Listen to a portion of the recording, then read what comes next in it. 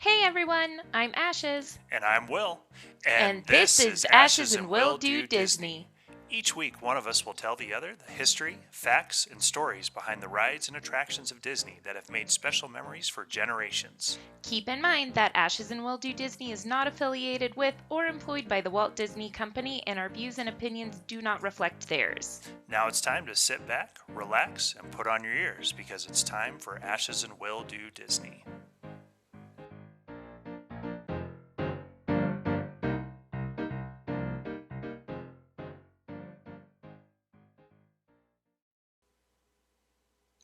Hey babe, how you doing? Good, good. We're on episode 2. We made it past episode 1. I'm pretty excited.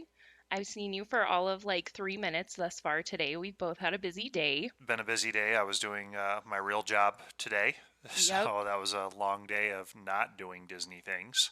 And I got the exciting chore of cleaning the garage and then taking our poor little puppy to go get fixed. So, for those of you who don't know, our Disney nerdness does run pretty deep. So, we have a puppy named Zero from Nightmare Before Christmas, clearly. And she got spayed today, and she's the saddest little puppy ever now. So, my heart's a little broken for her. She looked like she was standing there putting her head down in shame, but actually we realized she was trying to lay under the couch and she just couldn't get under because of the cone of shame. Yep, she loves to lay under the couch and hide under the couch, and she currently cannot fit under the couch. So, her poor little puppy heart is broken. So, anyways, I am excited to tell you about my episode today. You know I'm doing Space Mountain, I do. but I definitely think I've got some stuff here that you don't know about Space Mountain. Well, I'm pretty excited and can't wait to hear it. Okay, so did you know that Walt Disney played a role in helping get man to the moon? I think I had heard that, but you saying it just reminded me of it. Okay, good. I'm going to pride myself anytime in this podcast that I can ever find something that you didn't know.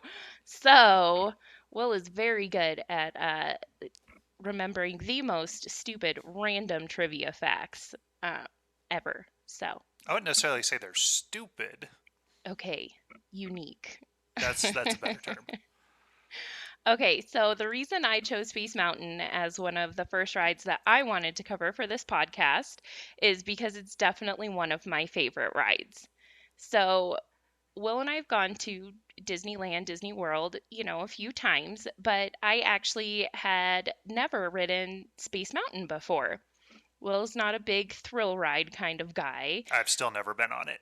Yeah, exactly. So therefore, I just never went because I was like, I don't want to go by myself. Well, let me tell you, I would gladly go by myself now. I don't even care. I would stand in that line by myself. Those single rider lines are really nice. Anyway, so I had never gone.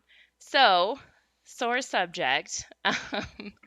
Back in 2019, I conveniently had a poster accepted at a work conference that I got to go show my poster at a work conference, and that conference conveniently was in Orlando, Florida. So convenient for her. It was so convenient for me.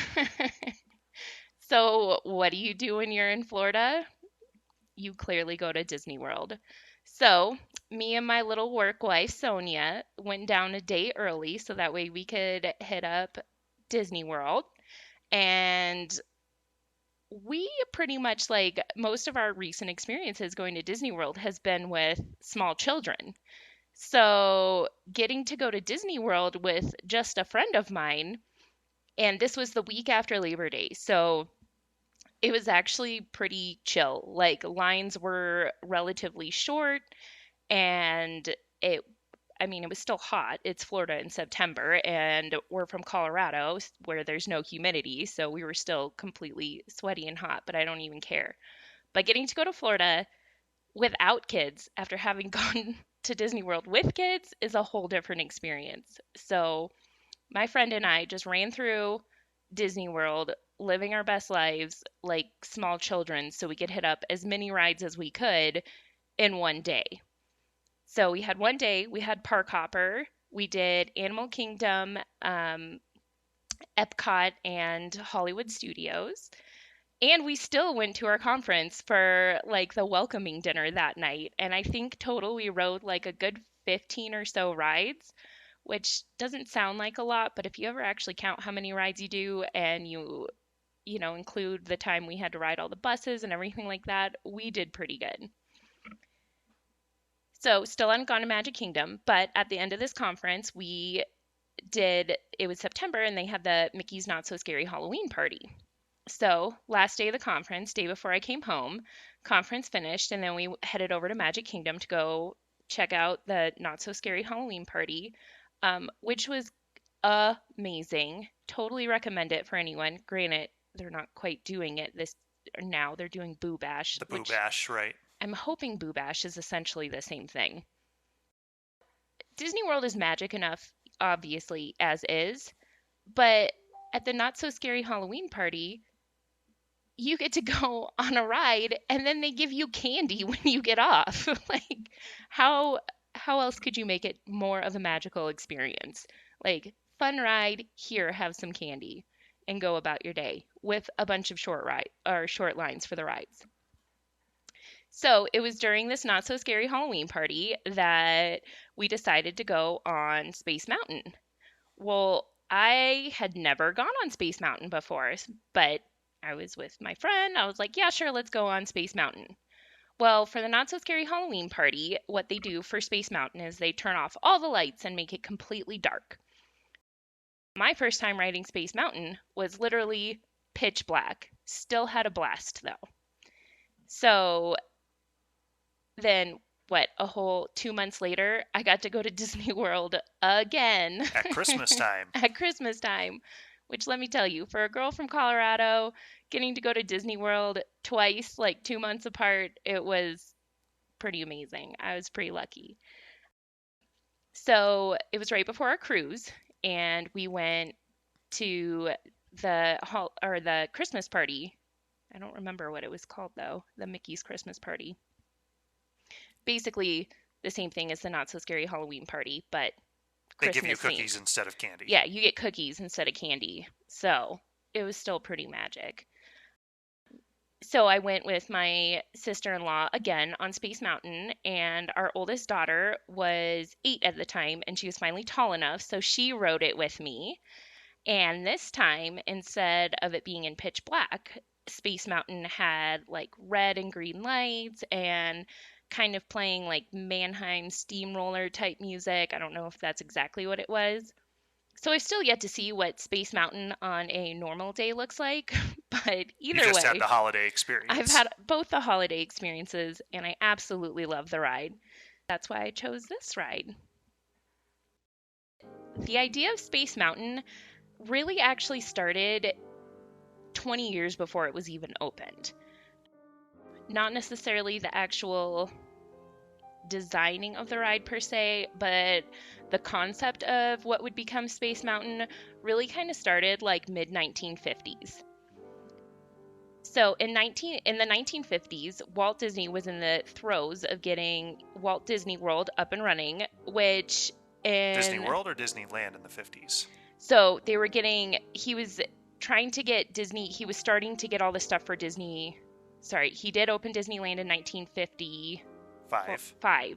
So he was getting, sorry, Disneyland up and running, but he was also still at that point, he was getting close to starting thinking about Disney World at least. Okay. It didn't take him long after opening Disneyland before he was already thinking about his next steps. Right.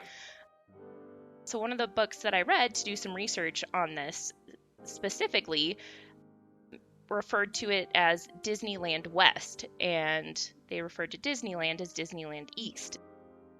Before it was going to be Disney World, which was before it was Walt Disney World, they originally referred to it as Disneyland West. Walt Disney was absolutely enthralled with space travel. Remember Epcot, right? Experimental prototype community of tomorrow was his idea. That was one of his big things for Disney World. That was what he wanted. He absolutely loved space. So starting in 1955, Walt Disney partnered with Werner von Braun. And I take it you don't know who Werner von Braun is. I don't, but it's a very fancy name. It is. So he was actually in the U.S. Army, but originally from Germany. So Werner von Braun is, at the time, literally the world's leading rocket scientist. He worked at NASA. So von Braun partnered with Walt Disney, and they created a 3-part TV series, which they described as science factual. The episodes included Man in Space, Man and the Moon, and Mars and Beyond. So these 3 episodes are what played into the unlikely but seminal role in the actual moon landing. So we'll talk about that. So von Braun maintained his relationship with Disney after the TV series and often hosted Imagineers at the NASA facility in Huntsville, Alabama. A lot of the engineers got to go there and kind of see, or Imagineers got to go there and see, some pretty cool space stuff, give them some pretty cool ideas. So in the 1960s, when von Braun was consulted to help with Space Mountain, he understood the importance of getting Space Mountain up and running to inspire generations to come, because some of his youngest employees at NASA, who at that time were, had worked on and were working on getting man on the moon, were there because they watched those 3 Disney space episodes. Walt Disney was inspiring young people who then in turn went and did some pretty awesome things. The influencer before influencers were a thing. Exactly, right? Well beyond his time. So then in 1964, almost 10 years after Disneyland opened, Walt Disney, who was always thinking forward, wanted to find new ways to inspire young minds and new attractions for his park.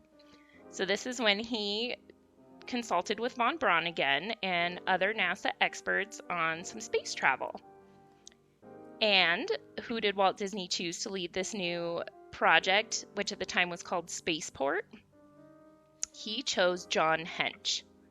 You know who John Hench is? Do not know who John Hench is. Okay, it's a cool one. So I would assume most people don't know who John Hench is, but this guy's pretty awesome. So Hench started working for Disney in 1939, and he stayed with Disney until 2004. That's a pretty storied career. Yeah. So he literally retired weeks before his death at the age of 95. Wow. He had seniority over literally everyone at the company. I would imagine with that tenure. Yep, the longest standing Disney employee. So Hench also is a pretty cool guy. He was the man who built the giant hydraulic squid for 20,000 Leagues Under the Sea, which you had referenced in the last episode. Yes. And it was Hench's work building that giant hydraulic squid that helped that movie win an Academy Award for Best Special Effects. Yes, I know at the time that squid was considered to be very realistic looking. Yes. I mean, we could probably go back and look at it now, and it probably doesn't quite look as realistic. Right. But at the time, it was pretty impressive, which that's also a movie I've never seen, so I can't really say what it looks like, but No, still, we'll just have to watch it later. I guess so. Hench is leading the team to work on Spaceport, which they weren't too thrilled with Spaceport, so then they renamed it Space Voyage. And Walt had some very specific requirements that he wanted incorporated into the ride. And Hench wanted to know all the reasonings behind it, because Hench wanted to truly understand Walt's vision, so that way he could actually make it a reality. So what Walt Disney wanted was he wanted this roller coaster to be indoors so he could control the setting. Now, at this point, you really didn't have indoor roller coasters, but what Walt knew was that if he had the roller coaster inside, he was in charge of it. He could control all the elements. And Disneyland was excelling at this point at repurposing parlor tricks of filmmaking to enhance attractions. So Walt wanted to project attraction elements on the walls in order to persuade park guests that they had truly left Earth behind for an outer space adventure. And as he had run a theme park for 10 years, he knew how important updates were to the ride.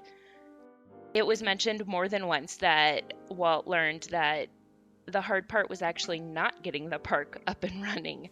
The hard part is maintaining and updating the park.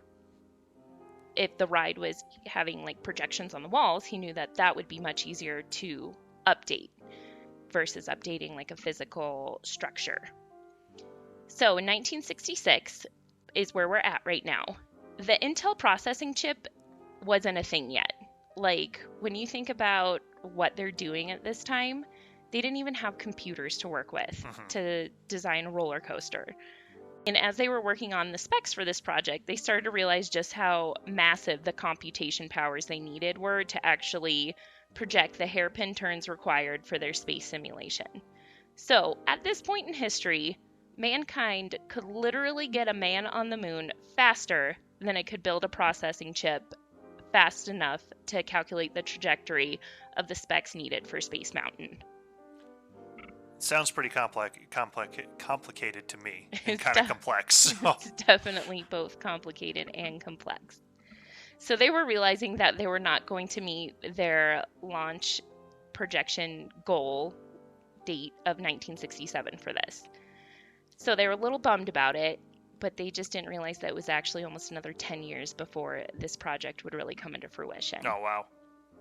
So, what happened in 1966? Disney World. Walt Disney died. Well, yes. Yes. So, Walt Disney died in 1966, which definitely left the company in some turmoil. So, his beloved spaceport project kind of got put on the back seat while they focused on Walt Disney World. Which was Walt's newest baby, and that's what they wanted to get up and going in Florida. So that's what the company focused on. So Walt Disney World opened in 1971. And then they started, what did they do? They look at their statistics, So within looking at the first couple years of what was going on at Disney World, they figured out that they actually had a different crowd. They were attracting a different crowd in Florida than they were in California. Florida was attracting a lot more teenagers. So what they decided to do, to kind of in an attempt to appeal to those teenagers, and knowing that the successes of the Matterhorn bobsleds, then they decided it was time to bring Space Voyage off the back burner and, try to get that one up and running. It already had Walt Disney's stamp of approval, and they already had a lot of the logistics worked through at this point. And really, it's kind of a good thing they waited, because at this point, computers were much different than what they were, back in 1966. They had that Intel processing chip, and the computers could actually keep up with the demands of what Hench and his team would need to see this project through. Also, Walt Disney World had a lot more room to work with than Disneyland did. So, it's looking like this is going to be pretty easy, right? Let's go build this. Minor problem. The price tag was projected at about $18 million. That's just slightly higher than what it cost to build Disneyland. So we're talking one ride was costing more than an entire park. Exactly. Yep, it was about $1 million more to open this one ride than to build all of Disneyland. Which, granted, we are in the 1970s now, early 1970s, and Disneyland opened in 1955. Right. So there is almost, 15, 20 years of inflation. However, it's still mind-blowing. Right. That's still a pretty big price tag. Yeah. Well, they didn't just have $18 million in their pocket to spend on this project. So they had to be a little creative. So at this point, Card Walker was president of the Disney Enterprise, and he just happened to be friends with David Sarnoff, who was the head of RCA. So at first, he goes up to his friend and hey, so can we have $10 million? The answer was a hard no. But eventually, they did convince him to give them $10 million in exchange for numerous RCA tie-ins throughout the ride. And those tie-ins actually stayed there until 1993. And then FedEx took over as Space Mountain's sponsor until somewhere between 1999 or 2004. I found two different sources that said two different things, so I'm not exactly sure, but either way, there's no sponsor now. And RCA was the sponsor for almost 20 years. So Oh, wow. I don't know. RCA isn't much of a thing anymore, but hopefully they felt like they got their 10 million out of it. Or I'm excited because we got Space Mountain out of it. So And for 20 years, that's a pretty good run. yeah. So Space Mountain in Disney World opened on January 15th, 1975, 3 years after its construction started. So it doesn't seem too bad. And then only 2 years later, Space Mountain opened in Disneyland. When Space Mountain officially opened, it joined Country Bear Jamboree as the only two theme park attractions to debut at Walt Disney World in Florida, because most of the other rides at this point had come from Disneyland. Yeah, which was not Walt's idea. When Walt Disney was looking at opening Disney World in Florida, he didn't want another Disneyland. He didn't want that just to be a copy and paste. However, when he died in 1966, everything kind of came to a halt, and they were like, okay, we're just going to go with what we know works. So that's why they ended up bringing in a lot of the same rides. The fact that this one opened in Florida first was definitely quite the novel little ride. And even when it opened up in California, it already had 2 years of, oh, hey, look, Florida's got this ride. So it was pretty exciting. Then Space Mountain opened in Tokyo Disneyland in 1983. It opened in Disneyland Paris in 1995, which I'm pretty sure is when Disneyland Paris opened. I don't know if you know that one. We'd have to double check the dates on that. Okay, I think so. And then Space Mountain opened in Hong Kong Disneyland in 2005. So the only Disney park that Space Mountain is not in is Shanghai Disneyland, and the only reason it's not there is they decided to do a Tron Light Cycle power run instead of doing Space Mountain. So I can only imagine it's sort of similar to Space Mountain. Two different stories, but kind of the same idea behind let's have a technology futuristic ride. Yeah, we'll have to look it up on YouTube and watch one of the point of view rides from it. Sure. That sounds like fun. Which, if you guys have never watched some of the point of view rides on YouTube, they're pretty neat. Well, if you're a giant Disney nerd, our kids get a kick out of it too. It gives you a quick fix. Yeah. So Space Mountain in Magic Kingdom in Florida is 180 feet tall by 300 feet wide. So that makes it more than 4 million cubic feet. Oh, wow. That's pretty big. Whereas in Disneyland, remember, less space to work with, it's 118 feet tall and 200 feet wide. So not quite as big, but, hopefully just as thrilling. I've never been on the one in Disneyland, but I think it's pretty cool still. When fully operating, there's two sides of Space Mountain, which have almost identical ride tracks. One is 3,186 feet, and the other is 3,196 feet. So they're basically the same.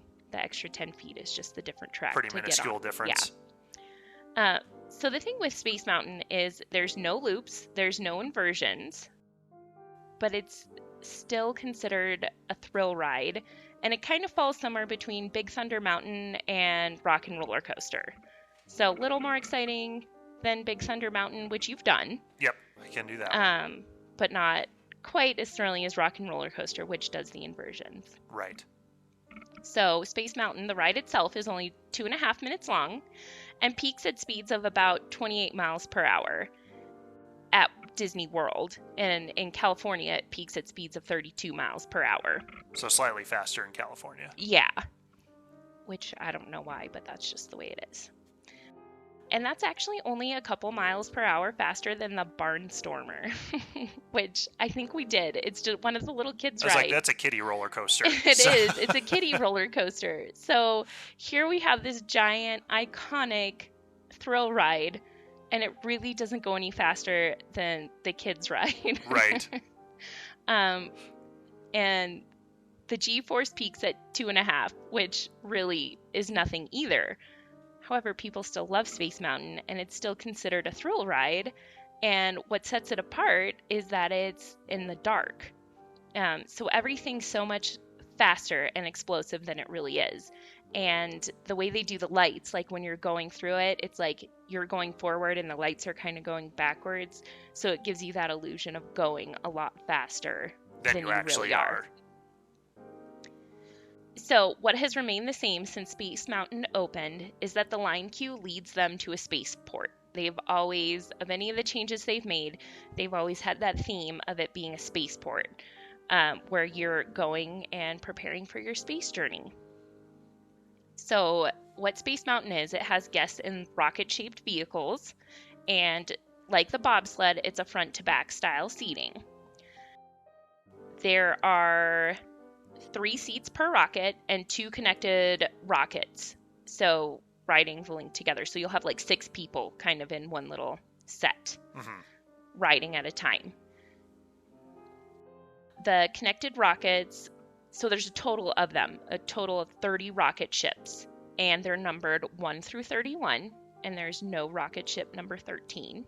Makes sense. Yeah, kind of like how hotels don't have a 13th floor. Right. I don't know if that superstition will ever quite leave. Shows up anywhere it can. Yeah.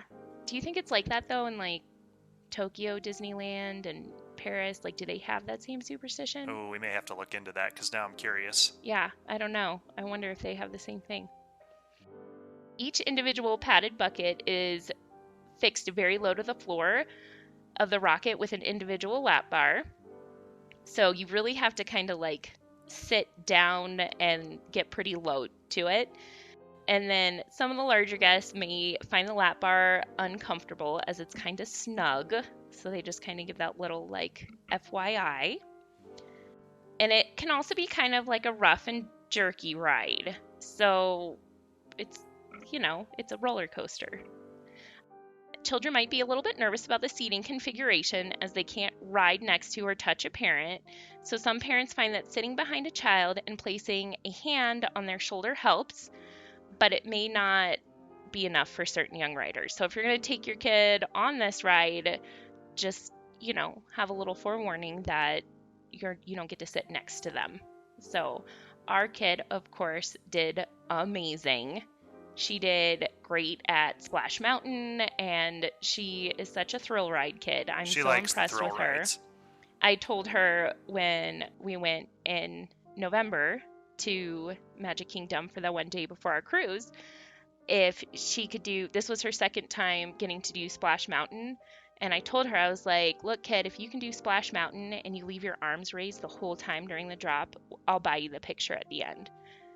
I thought there was zero chance that she would do it, and we get off the ride, legit, there she is in the picture with her arms up. Not just her arms up, she was throwing the peace signs, both hands. Oh yeah, that's right.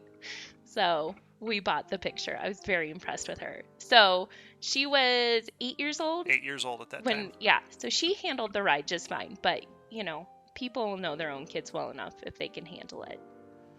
So at least pre-COVID times, the wait for Space Mountain was about 50 to 100 minutes long.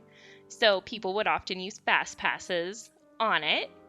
However, Disney is not currently doing fast passes because of everything shutting down with COVID, and now we don't even know if they're going to bring fast passes back. Right. So they're talking about doing a max pass, which is basically like you have to purchase per person in your party to be able to use like a fast pass. But I guess with it, you would get to use more than just like the 3 that you could book at one time. That's my understanding of it. It's almost like a premier access fast pass. Yeah, so we'll see what ends up happening with it. It sounds kind of intriguing. One source that I read, it said maybe it would cost somewhere between $7 to $9 per guest, which really doesn't sound that bad. Although when you're like us and we have a family of 5, that then becomes $45 a day, which still isn't bad. I still think I would totally pay that. For the convenience of getting on a little bit faster, I would. Yeah. But also they're doing virtual queues right now, so I don't know well people are liking those, but I kind of like the idea of the virtual queue as well. I Yeah, we'll guess, just have to see how it all plays out and what they decide to keep, what sticks, what doesn't. yeah. Well, when we're gonna go to Disney World in September, so we'll have to see what it's like then. I'm very excited. So you can't have a thrill ride without having some sort of incidences.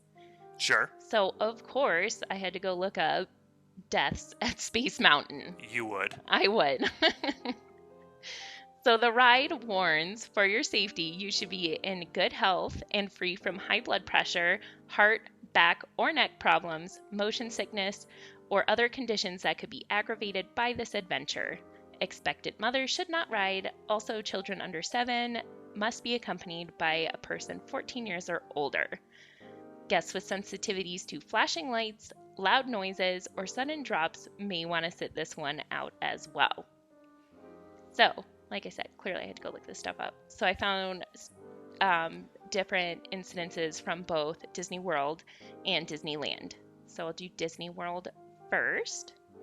On August 12, 1980, a 10-year-old girl from Venezuela became ill while riding Space Mountain. She later died of a pre-existing heart condition from lack of oxygen. So it's kind of a bummer, 10 years old. Sounds like the roller coaster kind of exacerbated that. Yeah, which I wonder if they knew about that. Yeah, I don't know. In 1998, a 37-year-old man was hit on the head by a falling object. His left arm was paralyzed and he suffered short-term memory loss, thus losing his job as a result. 2 objects were discovered at the bottom of the floor of Space Mountain, a camera and a candle from Frontierland. So I'm guessing someone had something in the ride they weren't supposed to. Someone brought things on they shouldn't have been bringing in. They didn't have their pockets emptied or they didn't have it secured. Yeah. So when I went, they had like a little pouch that you could put all your stuff in when you did the ride. So maybe those weren't there at that point. I would assume that he was well taken care of, hopefully financially, by Disney for that incident. I don't know. On August 1st, 2006, a 6-year-old boy fainted after riding Space Mountain and was taken to Celebration Hospital where he died. The victim, however, was a terminal cancer patient visiting Magic Kingdom as part of the Give Kids the World program. The medical examiner's report showed that he died of natural causes due to metastatic pulmonary blastoma tumor. So it was just coincidental that he happened to be on Space Mountain. Yeah, or probably exasperated something that he already had going on. Still sad, but Very hopefully, sad. like, at least he was having fun and he got that opportunity. On December 7th, 2006, a 73-year-old man lost consciousness while riding Space Mountain. He was transported to a hospital and died 3 days later. The medical examiner found the man had died of natural causes due to a heart condition. So they're really not joking when they say don't ride this ride if you have a heart condition. Take it seriously. Yep. On July 7th, 2015, a 55-year-old woman from Tennessee died of cardiopulmonary arrest and septic shock at Florida Hospital in Celebration after losing consciousness while on the ride. According to the medical examiner, her medical history showed a history of hypertension and congestive heart failure. So a lot of it is, not following those warnings. It wasn't the ride that caused it. It was the pre-existing conditions exacerbated by going on a thrill ride. Minus the one guy who got, hit in the head. Which is a bummer. Okay, so now Disneyland. So on August 14th, 1979, a 31-year-old woman became ill after riding Space Mountain. At the unload area, she was unable to exit the vehicle. Although employees told her to stay seated while the vehicle was removed from the track, other ride operators did not realize that her vehicle was supposed to be removed and sent her through the ride a second time. Oh my gosh. I know. I was like, oh man. She arrived at the unloading zone semi-conscious. The victim was subsequently taken to Palm Harbor Hospital, where she remained in a coma and died 1 week later. The coroner's report attributed the death to natural causes. A heart tumor had dislodged and entered her brain. A subsequent lawsuit against the park was dismissed. Wow. I bet someone still got in trouble. Yeah, I feel like there was still some consequences and maybe some money somewhere. Yeah. Then in 1983, an 18-year-old man from Quartz Hill, California, fell off Space Mountain and was paralyzed from the waist down. A jury verdict found that Disneyland was blameless in the accident. During the trial, the jury was taken to the park to ride Space Mountain, and several of the cars were brought into the courtroom to demonstrate how they work. So that was all the information it gave. So I can only assume they must have figured out that it was this guy's fault. Like 18 years old, like maybe he was trying to be like, look what I can do, and didn't buckle in correctly or tried to do something a little special. So it doesn't say how he fell out, just that he fell out and Disneyland wasn't to blame. No, I didn't see anything else. So, wow. Yeah. So on August 2nd, 2000, 9 people suffered minor injuries when a wheel on a Space Mountain car became dislodged, and the ride's safety control systems caused the train to stop abruptly. This was Space Mountain's first mechanical problem since opening in 1977. So, 23 years without an issue. Not too bad. And it was minor injuries, but still. In April of 2013, Disney voluntarily closed Space Mountain, Matterhorn bobsleds, and Soarin' over California due to OSHA-related issues, so employee safety protocols could be reviewed. Downtime for each attraction differed, with Space Mountain being closed the longest at 1 month. The safety review stemmed from 7 OSHA fines that were initiated from a contractor injury in November 2012, where a worker fell down the outside of Space Mountain building and broke several bones. Ouch. Yeah. But at least they went ahead and were like, cool, so we got some things to fix. At least they fixed it. Yeah. But I'm not going to lie, if I went to Disney and Space Mountain, Matterhorn bobsleds, and Soarin' were closed, my heart would be a little sad. That's like 3 top rides right there for you. Yeah, those are 3 big ones. So I'm happy they're safe because clearly I love those rides. On January 29th, 2019, a man was on the Space Mountain roller coaster in Disneyland when he climbed out of the ride and jumped down while it was moving in its ascent up the lift hill. And the man was uninjured. Jumping off like while it was going up? Yeah, so while it was like going up its like incline. Now, again, I've ridden this ride in the dark. So even when I rode it during the Christmas stuff, when they had the red and green lights, like you still couldn't see a whole lot. So I have no clue how far he fell, if there was like, but I don't know. Even if it wasn't that far, the fact that it was moving, you think he would get hurt. He's lucky he didn't. Yeah, for real. Like, who does that? Like, he just noped on out of there. It's like, never mind. Which I'm impressed. I don't even know how someone... That lap bar is definitely pretty tight on you. So the fact that he squeezed out was, I think, impressive. So just some fun facts, though, about Space Mountain. So we said it opened in Walt Disney World Magic Kingdom on January 15th, 1975. It is the oldest operating roller coaster in Walt Disney World. Space Mountain was the world's first computer-controlled roller coaster. Okay. I didn't know. I thought that was kind of cool. In order to efficiently capture the feeling of flying through the cosmos, Mercury 9 and Gemini 5 astronaut Gordon Cooper was hired as a creative consultant. Oh, that's neat. Yeah, so he worked with Hench and his team. The track for Space Mountain was developed by Aero Development Group, which is the same company that worked with the Matterhorn bobsleds and was assembled indoors, which would make sense because I don't think that's one that you could easily be like, how are we going to fit this through a door. Right, and move it to its spot. Yeah. You'd essentially be reassembling the whole thing anyways. Yeah. The 300-foot diameter of Space Mountain's base took 2 years to build. So just the base itself was a big part of that construction time. There are 2 tracks, the Alpha and the Omega. As many Walt Disney World fans know, Alpha is slightly longer, so that was the one that's the 3,196 feet, while the Omega is 3,186 feet. I just gotta say, though, it says, as many Walt Disney World fans know. I want to know who these fans are. Like, we're pretty nerdy, and I mean, I guess we'll know that now, and anyone who listens to our podcast, but, like, how many people riding Space Mountain actually know that? No, but that puts us into the category of as many Walt Disney fans know now. So. Right. And then the steepest drop is 39 degrees. So, which really isn't that steep of a drop.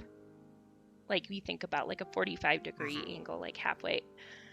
There are by far water slides that would go way steeper than that, and those scare the ever-living daylights out of me. So what do you think about Space Mountain? I think that's really cool. The fact that they hired so many people who were like involved with NASA and actual space and engineering. Yeah. I think that's really cool. I mean, it's a roller coaster that they hired actual astronauts to help build. Yeah, they had an astronaut, a rocket scientist, and one of the, top movie effects guys leading the way to build this ride. Right. Now, I have been close to Space Mountain because when you went on Space Mountain in November, when we went for Christmas time, I had to take our younger kiddos on the People Mover. Oh, yes, that's right. The People Mover does go underneath a portion of Space Mountain, so I did catch a glimpse of the Christmas music and the red and green flashing lights. So I got I'd say the same amount of thrill you did. Oh, yes, totally. Our middle kiddo, who was 3, 4? How old was she at that time? No, she was 3. 3 when we did the People Mover. Mm-hmm. Yeah, she absolutely loved the People Mover. And our middle kiddo still to this day will talk about me taking her on the People Mover and talk about doing it again. See, so even those rides that are a little underrated have a place in someone's heart. Right. So it'll be interesting to see when we take her this time at 6 years old how much she likes different rides now. Yep, now that she can do a little bit more. But we'll still have to do the People Mover. Of course. So you want to go on Space Mountain now? I'll probably get convinced to go on it eventually. I don't know if it'll be this trip, because like I said in the beginning, I'm not the big thrill ride kind of guy. I like more of the dark rides, but... That's okay. Our youngest won't be big enough to be on it yet, so... Then I guess I got to take him on the People Mover. Yeah. And I'll go under Space Mountain again. Well, one of these days, when all of our kids are big enough, you're gonna just have to come. That'll probably be what gets me on to the ride, is when all of the kids are old enough and tall enough to ride it. Otherwise, it's just going to be me and all the kids being like, bye, Dad. And then there's going to be me eating a churro when you get off. Not a frosted churro, though, right? Not a frosted churro. That's it for this week's episode of Ashes and Will Do Disney. Don't forget, we need your mouse tales. If you have a funny, weird, exciting, or just a favorite Disney memory, send it to ashesandwilldodisney@gmail.com so we can read them on the show. And don't forget to follow us on Facebook and Instagram at Ashes and Will Do Disney. This is a public group to follow. We're also on YouTube at Ashes and Will Do Disney. Please subscribe, rate, and review wherever you listen to your podcasts. Thank you so much for listening, and have a magical day.